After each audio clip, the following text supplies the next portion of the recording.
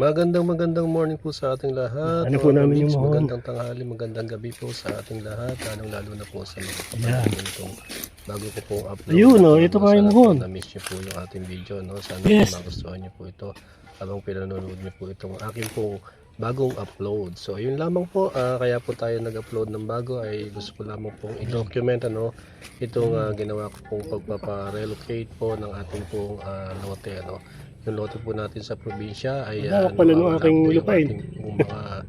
Mga muhon dahil nga po yun po kasing lupa po namin So, na ito yan ay hinati na po namin yan noong 2006 at pare-parehas na po namin nakuha mga kapatid galing po sa pamana po ng aming pong magulang So hindi tugmado ngayon sa po mohon. yung aking pong pesto ay dahil nga po sa gusto ko na po siyang asikasuhin nangyari po ay wala na po kaming makitang mga muhon so ito po umano po kami ng geodetic engineer para i-relocate po natin ang ating pong mga muhon so ayun, nakita na po natin, nakita niyo po ngayon sa video ko, yan po yung magiging reference points po ng ating muhon. So kasalukuyan po yung ating pong mga geodetic engineer ay nag-i-struggle po sila sa akin. dahil di po nila makita, di po nila mapagtugma yung sukat po ng lupa dahil doon po sa unang nakita mga 5 meters points ay na kung saan po ako nakatayo ngayon ay yan po yung bago po nilang nakitang reference points. Doon po sa unang nilang nakita ay lumalabas po na di umano ay kapag doon po tayo sumunod ay kakain daw po ng 3 meters pa sa kalsada po, sa road po, provincial road po ng ating gobyerno, which is dito hindi po yata tumutugma. Ito Kaya eksakto. po ayan yung mga tauhan po ng ating geodetic engineer ay talaga pong binaybay po yung buong kahabaan po nung lote at hinanap po yung dati pong sukat nung 2006 kung may makikita. Most probably may PS pa doon, kuya. Maghanap tayo. Po, sinuwerte po tayo. Kasi isa lang naman yan na ilang hati pen sa hudyat para po 2-3 pa yan. po ng ating mga geodetic engineer at mapagtuba Punta daw kayo rito. yung sukat po ng ating lupa. So yun na po yung ginawa po nilang reference points, kaya po nung bandang huli ay naayos naman na po at nakita na po kung saan po dapat ipaglalagay yung mga bagong muhon na ikakabit dahil nga po natanggal nga dahil ilan po ay pinuntahan po namin. Ayan yung lote po na yan, isang pahaba po yan na hanggang doon po sa provincial road. At nung pinaupahan po namin yan ay ginawa pong halaman na ng umupa. So nung pong natapos po yung kontrata ay ayun, nagbako po sila, kinuha po nila yung mga tinatawag po nila mga organic kumbaga organic soil po nila na ipa, di umano ay kanila. Kaya po kinuha din po nila yon at pinakpak ay nadamay po marahil yung pong ating pong muhon na nakatulos po dyan. Ayan, di po naman nila sinasadya, di ko naman po sila sinisisi.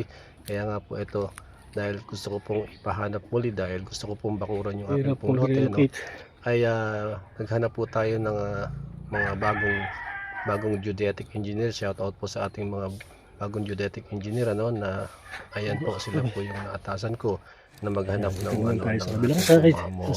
So ayan po, ito pong kasalukuyan pong yung nakikita. Yan po yung lugar kung saan po yung katapat nung nakitaan po nating reference points, yung kumbaga yung katapatan. Okay, dyan po katapatan, bali dyan po nila nakita, so dyan po sila dapat maglagay ng malalim dyan at dyan po yung ating tatandaan. Okay, dyan din po kasi dyan sa lugar na yan 3 meters yan, mga 3.5 ang aming pipihit po kayo sa bandang kaliwa, meron po tayong right of way dyan na 3.5 ang right of way kasi 3 meters. At yun nga po, kung mababasa nyo po yung aking caption dito yun ay lumalagpas po yung aking po kahangga, yung kabakuran ko po na katabi, kapitbahay, lumalabas po na yung kanila pong bakod ay hindi atma at pumapasok po sila sa aming bakuran. So yun po ang aking po ngayong pagsisikapan, nakausapin at ipaalam sa kanila na medyo yung kanila pong bakod na medyo, although sabi nga po ng ating pong geodetic engineer, ayan po yung bakod yung nasa sinasabi ko na buhat po yan doon sa dulo. Yan ang lalabas na moon dyan? Na po ay nakabakod na po sila. So hindi ko po sila masisisi. Pero dahil yan, baka yung sabi nga po tukod ng mo na ating yan, dyan yung hindi pa magiging muhon naman kung po yan sakasakali. permanente dahil nga naman Parang kulang. naka-bulb wire pa rin, 3.5 naka-bulb wire ang pa lang, ano. lapad Sorry po. dito eh. Ayan, dyan po lumalagpas po yung sukat at nung natapos po yung sukat natin dyan ay talagang halos kalahating metro po yung dapat pong paglagyan ng muhon. So yun po yung ating pong pagsisikapan na asikasuhin. Kasi kung dito ang linya, 3.5 ang lapad. Ating pong kapitbahay dyan para inform po sila na yung kanila pong bakod ay pumapasok sa amin.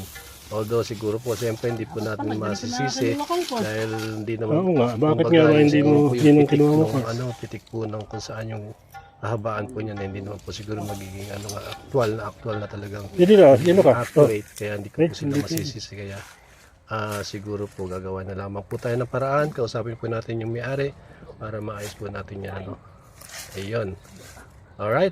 So far so good naman po tayo dito. Yan, nakita na yung Nakamasira yung sa kabila, machine. yung reference points, yung katapan, at ito naman po yung sa doon sa right way natin all the way hanggang doon sa start po ng ating lote na galing po sa provincial road. Alright, so ayan.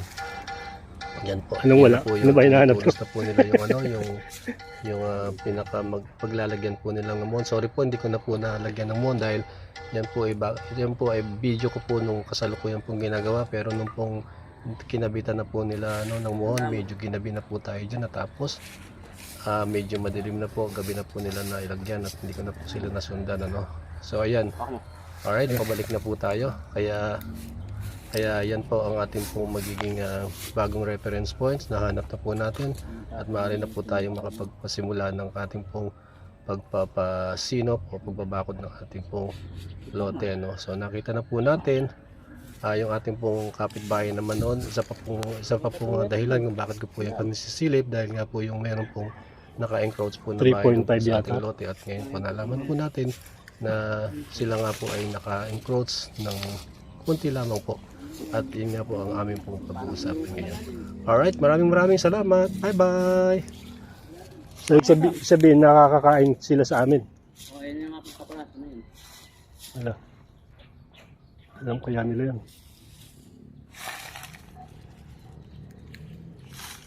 Problema yan.